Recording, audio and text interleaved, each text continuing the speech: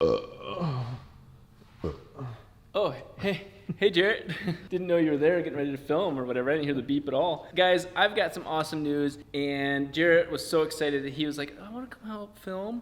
Let me show you this real quick. Between all of the adventures with the Corvette, of course, I still have to take care of my one true love that started all of this. And I bought a thing, actually from an Instagram follower recommending it on eBay, sketchy piece of carpet for the FD. What's fascinating is it costs almost the same as the company that sold me the really cheap shit. And look at it, it's in really good condition.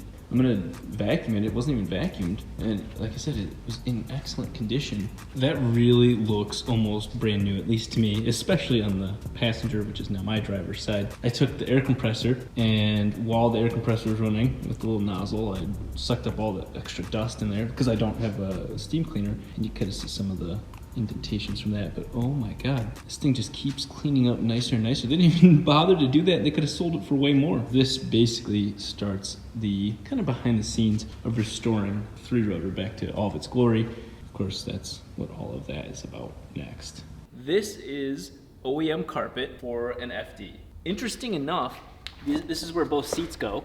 That's the driver's side, that's the passenger side. And if you notice, the passenger side is the one that's worn.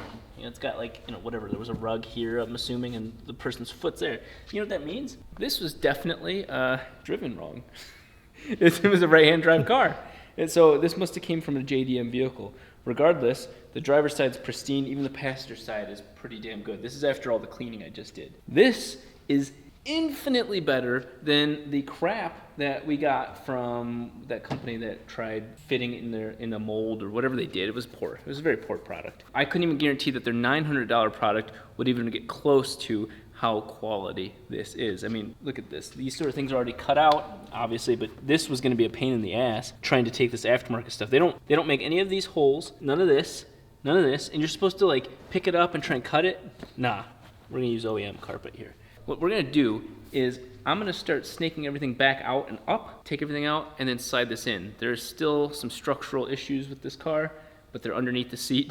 Hey, whatever, it doesn't matter. And so I'm gonna start working on that while Jarrett continues working on some of the most badass shirt designs ever. He might give you a little hint of that, maybe right now, maybe not. I'm going to show you exactly what I'm making, and this is a choose your engine retro build.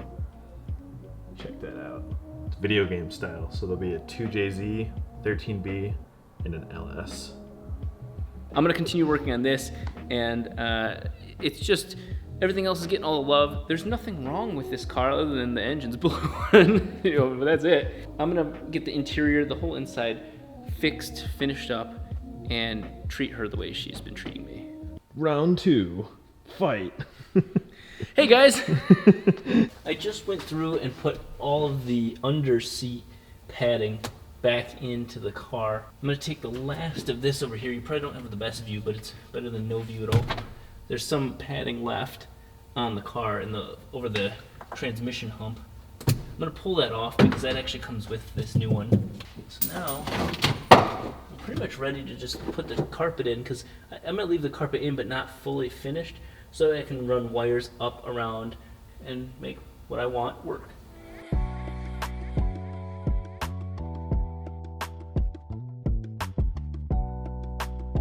This car's gonna look just drastically different with just one change.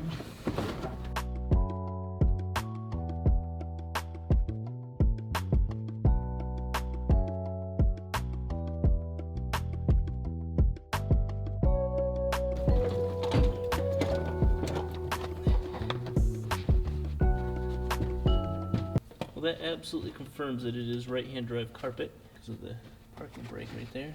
And I guess that's really the issue, is the parking brake it now has a hole on this side of this car. Am I willing to live with that quality of carpet? Yes, I'm very okay with this. Look at that. That is tasty.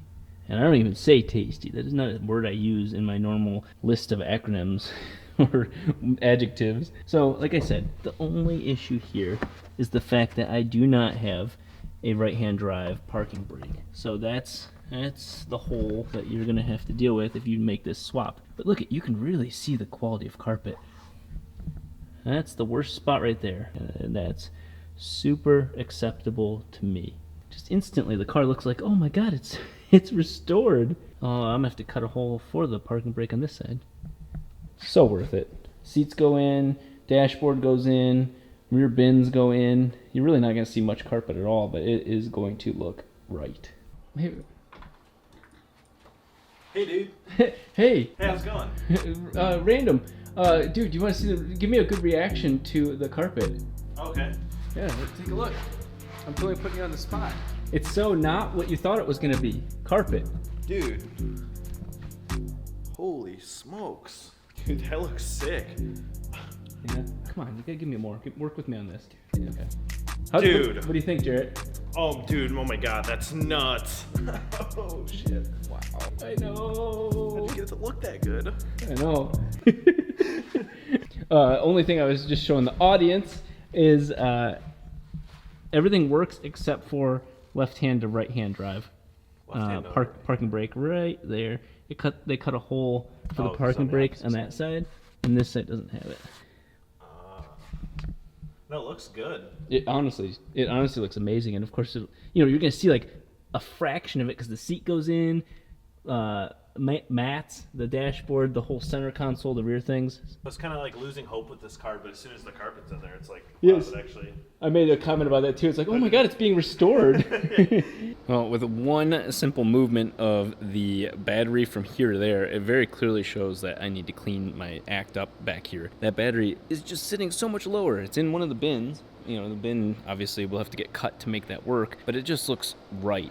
Of course, just like most people, I don't want to put all the weight on this side of the car, but I think it's nominal for the type of car this is. This is not a record-breaking Nürburgring vehicle, so having it there, though, is way better than having it up there from a center of gravity, and I like that. I think what I'm going to do is start pulling some of the relays off, putting them on a piece of metal, putting them in the same bin but mounted against this part of the bin. That'll clean up all of that, and then I'll just have wires running to various things back here, and the wires that go up to the injectors, ignition, and ECU will really come from the bin here and make that much more manageable.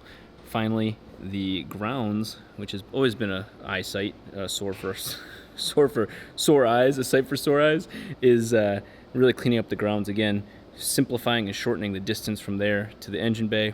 Unnecessary voltage loss through all of those wires. While I was setting this shot up, Jarrett asked me if light rays bend. Well, little bitch.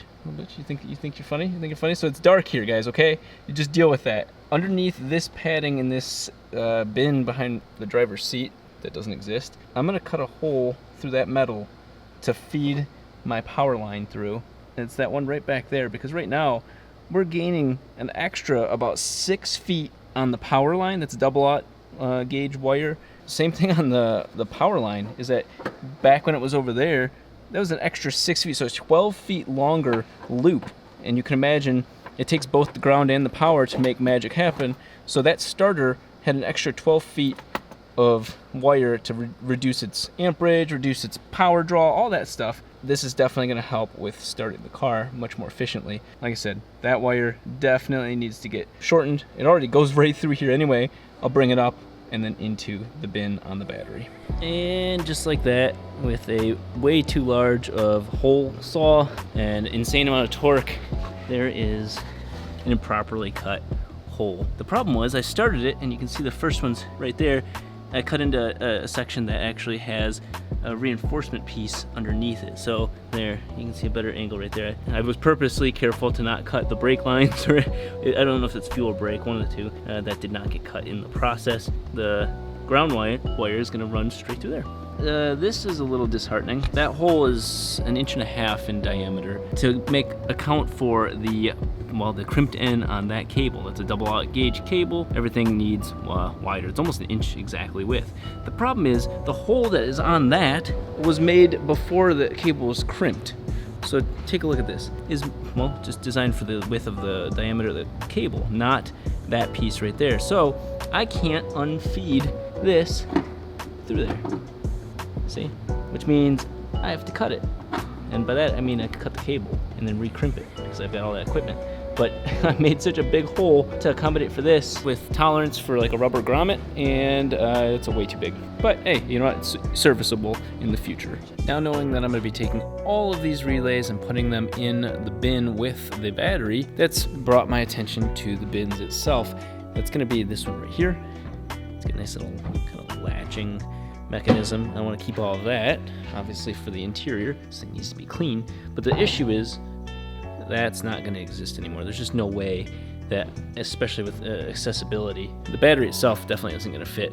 What I think I'm going to do is just cut this, leaving all of that track right there, all that intact, but taking the rest of it out so I can have some room inside of there to make my magic. There we go. That was not the easiest cut because plastic kind of sucks. But let's get this off and then clean it up. This turned out actually pretty nice. The battery's tucked in there nice and snug.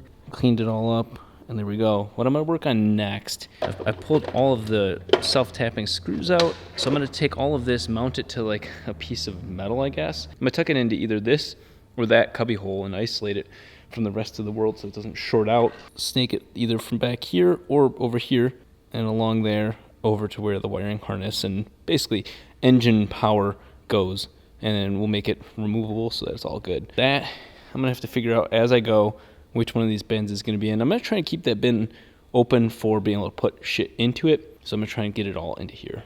I wanted you guys to see this pivotal moment before it's too gone. It's long gone, but there we are. All of that.